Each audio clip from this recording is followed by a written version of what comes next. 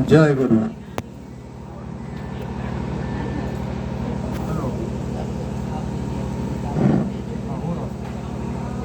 निसंदेह ही आपके प्रांगण में आकर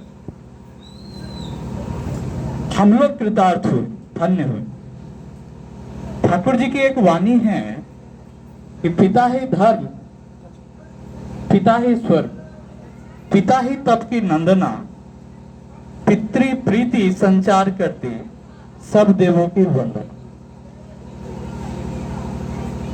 इस धरोहर को अगले पीढ़ी तक जो अव्याहत रूप से विभिन्न घात संघात के मध्य अखंड और अक्षुण्ण रहकर भावेशदा लेकर आए, यही सबसे बड़ा पिता के प्रति प्रेम का जाजुल्यमान प्रमाण और प्रतीक।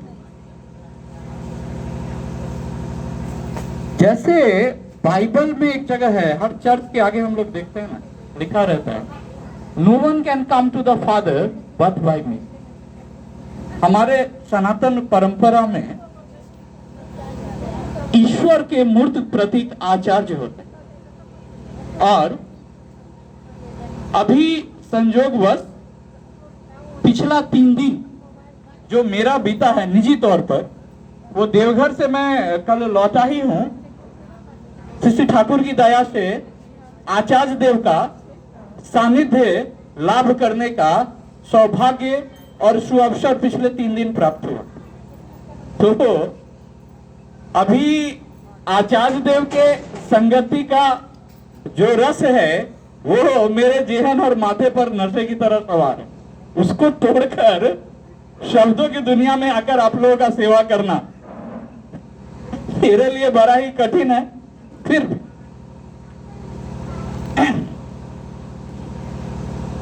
2016 की एक घटना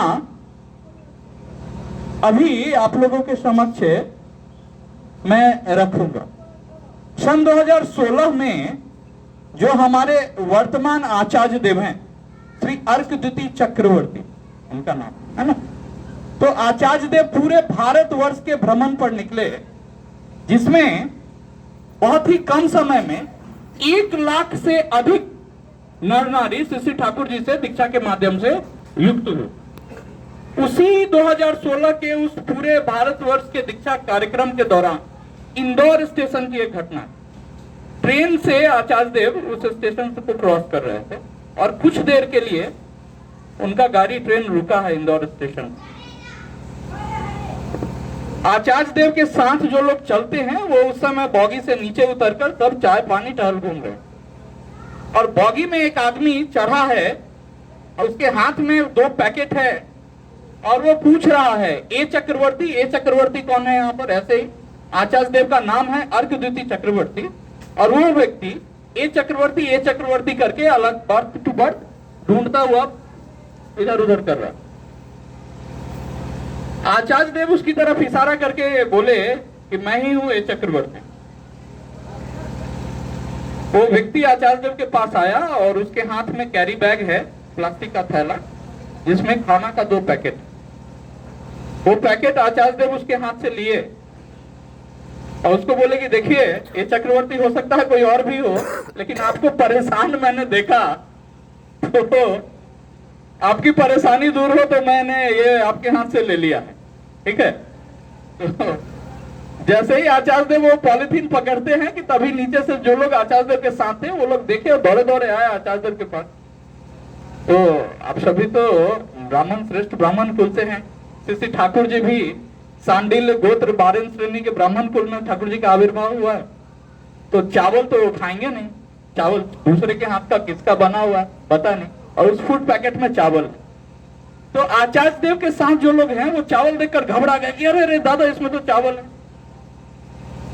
आचार्य देव बोले, जो सत्संगी गण वहां पर है उनको बोले कि देखिए आप लोग घबराइए मत, चावल देखकर घबराइए मत, आप नीचे उतरिए, बॉगी से नीचे उतरिए और इस स्टेशन पर ढूंढिए, हो सकता है कि कोई 2 व्यक्ति मिल जाए आपको भूखा, हो सकता।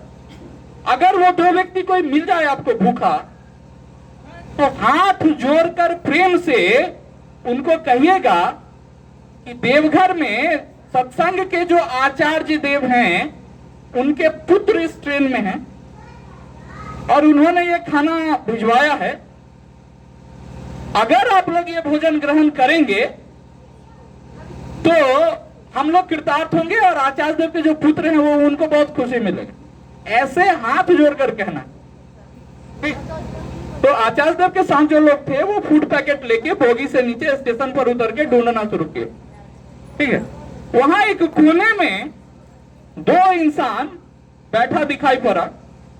ठीक ठीक 2 ही आदमी एक कोने में बैठा। उसके पास जब ये लोग जाते हैं, बातचीत करते हैं, तो पता चलता है कि वो 2 व्यक्ति वो सुबह से वहां पर भूखा ही बैठा हुआ। ठीक है।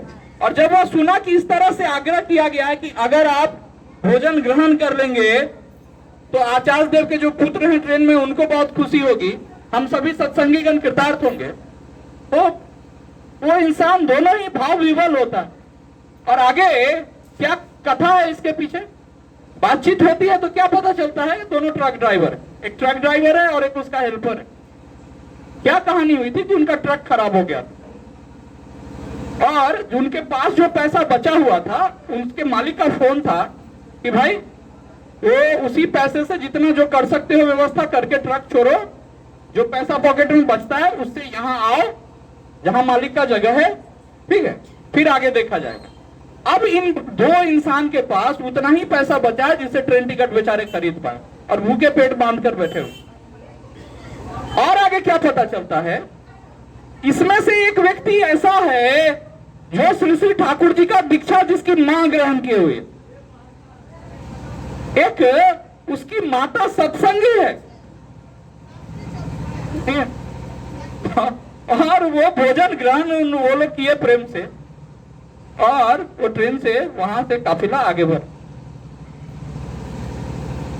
के महाभारत के युद्ध का शंख फूका जा चुका है।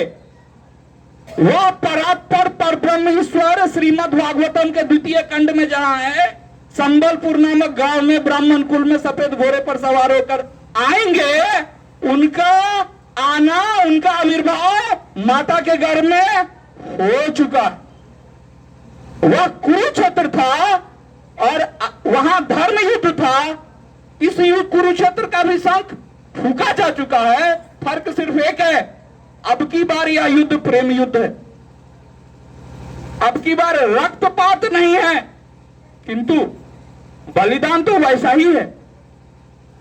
और एक आचार्य जो 100 माता पिता के बराबर प्रेम करते हैं, यह शास्त्र का अवगाहन करने के क्रम में जो हम लोग जिसके साक्षी बनते हैं, उसका जीता जागता प्रमाण हमारे आचार्य देव का चलता फिरता वो सांस लेता हुआ शरीर है। श्री ठाकुर की जो जीवन लीला थी, 14 सितंबर 1888 से 27 जनवरी 1969 के बीच में, वह उनके शरीर का, उनके पार्थिव शरीर का अभाव हो जाने से जो उस पर एक पूर्ण विराम लगा है, कतई ऐसा नहीं है। भगवान श्री रामचंद्र जी का कुल परंपरा ऐसा नहीं चला कि उनके परंपरा का वहन करने वाले उनके कुल के कोई हमारे बीच में हो, ऐसा नहीं। प्रभु श्री कृष्ण की लीला हुई और उनके परंपरा का निर्वहन करने वाले उनके कुल के कोई अभी हमारे और आपके बीच में नहीं। श्री ठाकुर बोलकर गए कि ऐसा पक्का रास्ता देकर जा रहा हूं कि अगले 10,000 वर्ष तक आना नहीं पड़ेगा। तो श्री ठाकुर जी के जो ज्येष्ठ संतान थे, श्री अमरेंद्रनाथ चक्रवर्ती, जिनको हम लोग श्री श्री बोरदा कहकर संबोधित करते हैं, जन्मजात उनके बाएं हाथ की उंगली पर ओम का चिन्ह था। 10 फीट दूर से लोग देख सकते थे। 6 दिसंबर 2010 को श्री श्री बोरदा के महान कर्म जीवन के सम्मान में यूनियन गवर्नमेंट ऑफ इंडिया ने एक स्टैंप जारी किया था 5 रुपए का, और भारत सरकार ने यही सम्मान 1987 में श्री श्री ठाकुर अनुकूल चंद जी को दिया। अभी श्री श्री ठाकुर जी का जो 4था और 5वां पीढ़ी इस धराधाम पर मौजूद है, वह चाल चलन चरित्र, ब्रह्मनिष्ठा, कर्तव्य, संस्कार, रूप, गुण, बल, ऐश्वर्य 10 दिशाओं से श्री श्री ठाकुर जी के कार्बन कॉपी हैं। उनमें श्री श्री ठाकुर जीवंत और जागृत हैं, पूर्णतः और पूर्णतः। तो अभी आचार्य देव के सानिध्य में हम लोग सौभाग्यशाली हैं कि मानव सभ्यता के इतिहास का वह ऐतिहासिक पल हम लोग अनुभव कर रहे हैं जो उन लोगों को नसीब हुआ होगा जो तब थे जब श्री रामचंद्र जी थे, उनको नसीब हुआ होगा जो तब थे जब प्रभु श्री कृष्णचंद्र थे। ठीक है, तो साक्षात ईश्वर हमारे बीच आए हुए हैं। इसी के साथ आप लोगों से मैं इजाजत लेता हूं। जय गुरु। बहुत सुंदर। हरि जी का एक भजन होके हम लोग सत्संग पेश करेंगे। हरि जी।